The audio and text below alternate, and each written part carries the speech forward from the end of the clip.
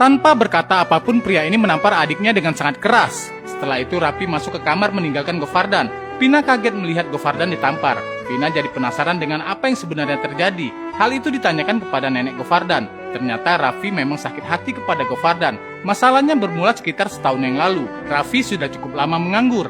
Tes wawancara CPNS yang diikuti gagal lagi untuk kesekian kalinya. Raffi akan kembali mencoba tahun depan. Sikap Raffi membuat Govardan kesal. Raffi diminta berhenti mengikuti tes CPNS. Cari saja pekerjaan lain. Jangan mentang-mentang merasa pintar, kamu yakin akan lulus tahun depan, ujar Govardan. Situasi menjadi tegang. Govardan meminta Raffi menjadi suami dan ayah yang bertanggung jawab. Govardan sangat terbebani karena harus membiayai pendidikan anak-anak Raffi. Seharusnya Raffi memiliki rasa malu. Kata-kata Govardan menusuk jantung Raffi. Govardan telah mempermalukan Raffi di hadapan istri dan anak-anaknya. Rasa frustasi itu dialihkan ke minuman hingga saat ini. Kondisi Raffi yang menjadi pencandu miras membuat Govardan merasa bersalah. Govardan berusaha menebus kesalahannya. Semampunya Govardan juga memenuhi segala kebutuhan istri dan anak-anak Raffi. Govardan takut akan disalahkan oleh keponakan dan kakak iparnya atas kondisi Raffi. Jika kakak iparnya atau keponakannya menyalahkan Govardan, tidak akan bernapas lagi, tutur nenek Govardan. Vina terharu mendengar cerita itu. Untuk membantu melunasi hutang Raffi, Vina memberikan Govardan uang 8 lakhs. Masalah Raffi harus segera diselesaikan agar tidak menimbulkan masalah lagi. Govardan tidak mau menerimanya. Hutang Raffi bukan urusan Vina. Govardan bisa menyelesaikan masalah keluarganya sendiri. Govardan hanya butuh waktu untuk mengumpulkan uang. Jika hutang Raffi diselesaikan dengan uang dari Vina, itu sama artinya gali lubang tutup lubang. Vina kesal dengan sikap keras kepala Govardan. Vina memberikan uang itu secara cuma-cuma. Govardan tidak perlu mengembalikannya lagi kepada Vina. Kamu selalu ada untuk menjaga keluargamu. Tapi siapa yang akan menjaga kamu? Bukankah seseorang harus mengambil tanggung jawab itu, ujar Vina malu-malu. Gadis ini ditarik pemuda miskin yang lalu menyandarkannya ke sebuah dinding. Dengan penuh semangat, pemuda miskin ini menanyakan komitmen gadis kaya itu yang ingin menjaganya sepanjang waktu.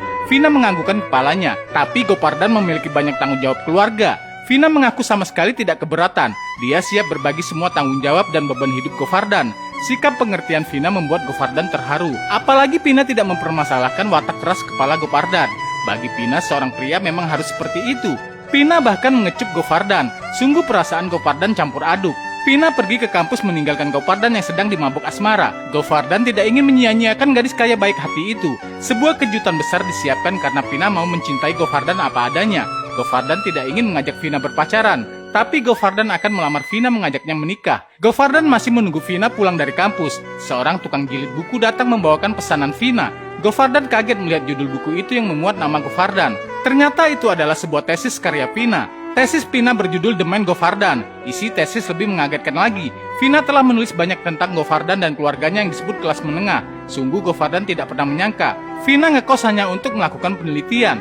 Govardan kecewa dan patah hati. Saat itu juga Govardan pergi mencari Vina ke kampus dengan penuh amarah. Govardan menemukan Vina sedang berada di perpustakaan bersama dosen pembimbing tesis. Vina dipuji oleh dosen dan teman-temannya karena telah berhasil menyelesaikan tesis tentang keluarga kelas menengah. Tanpa menyadari keberadaan Govardan di belakang mereka, Vina disebut layak mendapatkan penghargaan artis terbaik. Keluarga kelas menengah yang menjadi objek penelitian tidak curiga dengan Vina. Bahkan Vina sudah dianggap seperti bagian dari keluarga. Bayangkan betapa terlukanya hati Govardan dengan semua fakta itu. Vina yang baru menyadari keberadaan Govardan jadi kaget dan salah tingkah. Govardan menunjukkan tesis Vina yang dibawa. Dia marah besar, berteriak dan membentak Vina. Penjelasan dari Vina tidak mau didengar. Nah guys, bagaimana cerita ini selanjutnya? Saksikan next part.